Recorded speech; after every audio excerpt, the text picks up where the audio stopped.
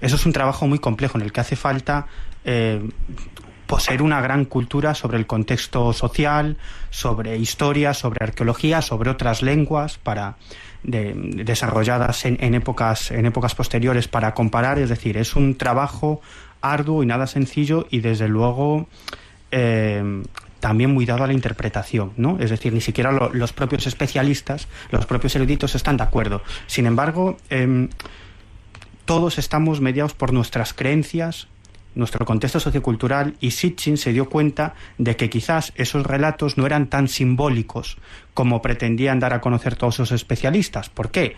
Porque obviamente en la antigüedad no había objetos voladores, ni esos objetos voladores lanzaban rayos. Por lo tanto, los eruditos tienen a interpretar eso desde un punto de vista simbólico. Y Sitchin rompió con todo eso. Él dijo, no es simbólico, es que lo que está contando aquí es real. Hay que tomar estos mitos como algo real, como algo que sucedió en un pasado muy, muy remoto. Y estudiando miles y miles y miles de tablillas sumerias repartidas por museos de todo el mundo,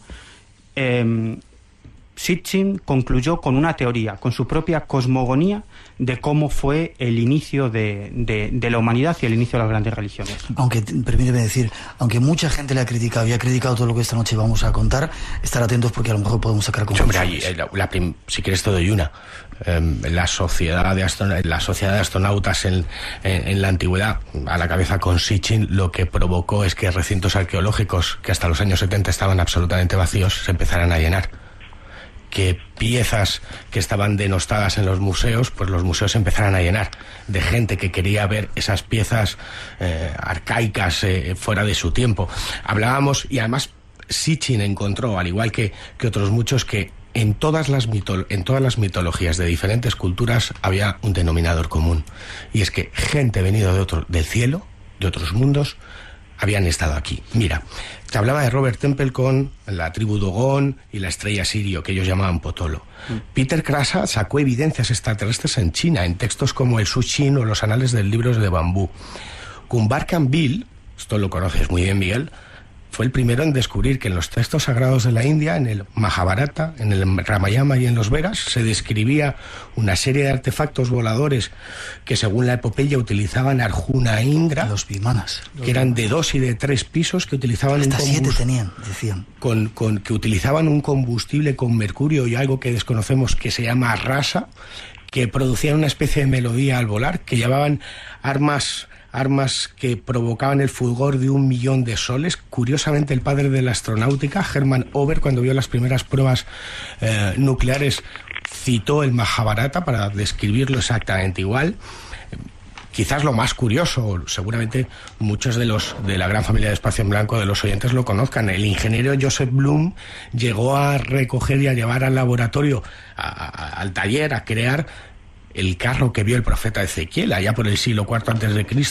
en Babilonia, y era ingeniero responsable de patentes de las misiones Apolo. Es decir, estamos hablando de personas que en un momento determinado, no se sabe cómo o por qué, descubren que la historia a lo mejor no es como nos la han contado. Y fuera cierto, no fuera cierto, revolucionaron la visión sobre provocan un terremoto de conciencias que hacen ver todo de una forma diferente. 2:24. Ahora te pregunto, José Gregorio, 2:25, 1:25 en las Islas Canarias. Poca gente, supongo, habréis escuchado la voz de Zacarías Sitchin. Tenemos una entrevista que ha realizado nuestro equipo, realizó Fran Contreras a Zacarías Sitchin, y aquí tenemos un fragmento de su voz y de su teoría que esta noche vamos a tratar de desarrollar. Y dejadme que salude a Edurne Arriaga del País Vasco, Ángel Muñoz de Pozo, Murcia, en Cartagena. Parece que nos escuchan por ahí. Pues la primera prueba empieza en la Biblia, en el Génesis, donde hay un pueblo llamado los Nefilim, que significa los llamados del cielo a la tierra. Y los restos arqueológicos en Mesopotamia, Egipto, nos llevan a la primera civilización, que se llamaban los sumerios. Y todos los escritos de los sumerios nos dicen que todo conocimiento que tenían sobre astronomía, física, todo tipo de conocimiento fue dado a ellos por los Anunnakis, que significa aquellos que vienen del cielo a la tierra.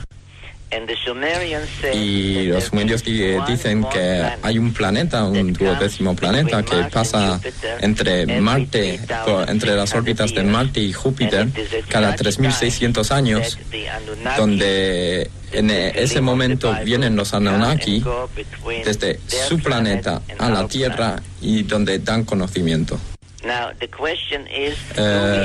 Una pregunta que hace el Dr. Sitchin es: ¿qué otras evidencias, aparte de los escritos dejados por la civilización de los sumerios, hay que nos den prueba de que hay existencia? Las pruebas que yo he descubierto ya llenan 6 de mis libros, por lo tanto solo hablaré de unos cuantos ejemplos.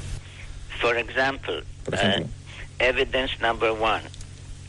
En el Museo de Berlín hay unas tablas de los sumerios donde está esculpido, dibujado todo el sistema solar que nosotros hemos hallado o descubierto en este siglo y la existencia del 12º planeta. En el Museo de Londres hay una tabla de barro donde se ve la ruta que hay que tomar para llegar desde el planeta Tierra al planeta de los Anunnaki. Hay millares de pruebas dibujadas que describen cómo físicamente eran los Anunnaki. Y dejaron aquí 2 restos de evidencia sumamente importantes que ellos mismos se hicieron. Una de ellas son las grandes pirámides de Egipto en Giza, y además muchos edificios o estructuras megalíticas que ahora mismo ni hay tiempo, ya que son tantas y tan variadas. Y la otra prueba sumamente importante es nosotros, el ser humano, donde en la Biblia dice que a necesidad de gente, de trabajadores, empezaron a trabajar con la genética para coger desde el ser humano primitivo a convertir en el Homo sapiens de hoy en día. Y los sumerios nos dejaron unos escritos muy detallados de cómo se efectuaba esta ingeniería genética. Por lo tanto, que se ha llevado a cabo también hace muy pocos años en Inglaterra con el primer niño probeta. Pero la realidad es que el primer niño probeta fue Adán. Estos son unos pocos ejemplos. Espacio en Blanco. Una puerta abierta hacia otros mundos. En Radio Nacional de España, con Miguel Blanco.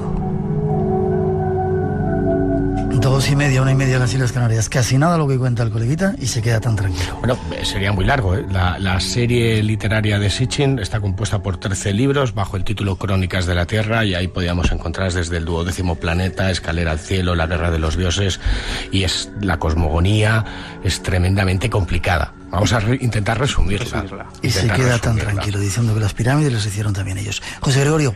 Hombre, se entiende que las ideas de Sitchin pues no gozasen de reconocimiento científico ante el resumen que acabamos de escuchar de sus propias palabras, ¿no?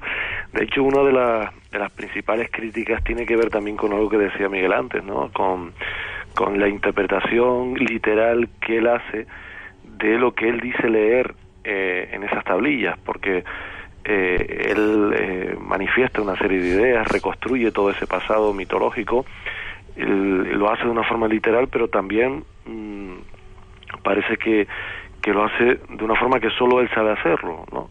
Porque otros autores, otros expertos en este tipo de lenguaje, pues no alcanzan a encontrar ese tipo de interpretaciones, ese tipo de matices, ¿no?, necesarios a la hora también de entender determinados conceptos, y bueno, atribuyen pues todo eso un poco a la fantasía de Sitchin, ¿no? Y esa ha sido una de las principales críticas, ¿no? Por ejemplo, que pues no sé, otros expertos en este tipo de lenguaje pues no den con Nibiru como un concepto relacionado con un planeta que pueda estar más allá de Plutón, que es lo que él plantea, como un planeta del que proceden los Anunnakis y como un planeta que tiene una órbita que entra en nuestro sistema solar pues cada 3.600 años, ¿no? O sea, este tipo de concreciones que él da y que son la base después de todo lo que desarrolla, no pueden ser o no han podido ser cotejadas por otros especialistas. Pueden encontrar, por ejemplo, Nibiru, ¿no?, como una palabra que realmente está ahí, que puede definir un lugar, una esfera de existencia, pero el envoltorio, que la lectura e interpretación que le da Sitchin es el origen del problema, ¿no?, que no coincide con lo que otros leen, ¿no? Ya, déjame, Fran, sí. No, pero quizás la gran prueba de Sitchin la ha dejado ahí en el aire, ¿no? Es la gran incógnita, ¿no, José Gregorio? Porque un compañero de tu programa, Gustavo Sánchez, biólogo, podía hablar con él y a él le explicaba que su piedra filosofal de esta búsqueda se encontraba en una momia localizada en Ur, que estaba guardada en los almacenes del Museo de Londres. Cuéntanos la historia de esta momia. Bueno, es una historia interesante. La verdad es que hubiera sido preferible que lo contase Gustavo, pero en este momento ya sabes que está el hombre metido en el pulmón del planeta, en la Amazonas, por otros motivos. Y bueno, durante varios meses él intercambió cartas y correos electrónicos, tuvo algunas conversaciones telefónicas con Sitchin. Después se interrumpieron bruscamente ante la hospitalización del investigador y ya no se pudieron reanudar, ¿no? Pero una de las cuestiones que le transmitió y en las que tenía mayor confianza era en el análisis de los restos óseos de Poaví. Bueno, unos restos que fueron localizados en las tumbas reales de Ur, que se conservan en el Museo de Historia Natural de Londres, y que él estaba convencido, con esa antigüedad, pues que podían pertenecer, de acuerdo con su interpretación de los mitos, a uno de estos Anunnakis, ¿no? Y bueno, como existían los huesos y los huesos eran susceptibles de ser analizados, su ADN extraído y ser analizado, pues como ya tenemos secuenciado el genoma humano, era tan sencillo como extraer ADN de lo que él consideraba que eran unos restos óseos alienígenas, cotejarlo con el ADN humano y comprobar que no se correspondía. Obviamente no tenemos ADN extraterrestre con el que compararlo, pero si ya descartamos que es humano, pues probablemente, o las posibilidades de que sea extraterrestre eran muy grandes, ¿no? Y ahí tenía él depositadas sus esperanzas. Creó incluso una especie como de fundación o de organización donde solicitaba apoyo, no apoyo económico, sino más bien apoyo moral, es decir, que la gente escribiese, que se dirigiese a esa organización directamente o al Museo de Historia Natural de Londres, solicitando que se concediera el permiso para realizar esa comprobación genética. Bueno, él fallece en octubre del pasado año. A finales de diciembre, digamos que los continuadores, los gestores de la obra de Sitchin, su familia y bueno, colaboradores, emiten un comunicado en el que solicitan que ya no envíen más muestras de apoyo, en el que ya no envíen más solicitudes, principalmente al Museo de Historia Natural de Londres, porque han aceptado que se puedan hacer esos análisis si obviamente se cumplen con una serie de requisitos, es decir, que los análisis sean realizados por personal que está preparado y siguiendo los protocolos que marque el... ¿Aún no se han hecho esos análisis? No, todavía no se han hecho, pero parece que el trámite es ese, ¿no? Es presentar un protocolo de investigación, investigadores suficientemente acreditados que lo hagan con todas las garantías, ¿no? Y parece que en principio el museo no tendría inconveniente en acceder. Entonces solicitaban que ya no se enviasen más peticiones porque saturaban los servidores del Museo de Historia Natural y ya empezaba a ser contraproducente, ¿no? El futuro nos va a dar muchas respuestas y muchas sorpresas. Una historia curiosa, la del ADN, a lo mejor sí tendríamos, a lo mejor y presuntamente, un sitio donde comparar, José Gregorio, porque hace 2 meses entrevistábamos a Joy Pite con ese polémico, extraño y desconcertante cráneo que se había encontrado en 1930 una muchacha en el Cañado del Cobre, a 150 kilómetros al sur del estado de Chihuahua.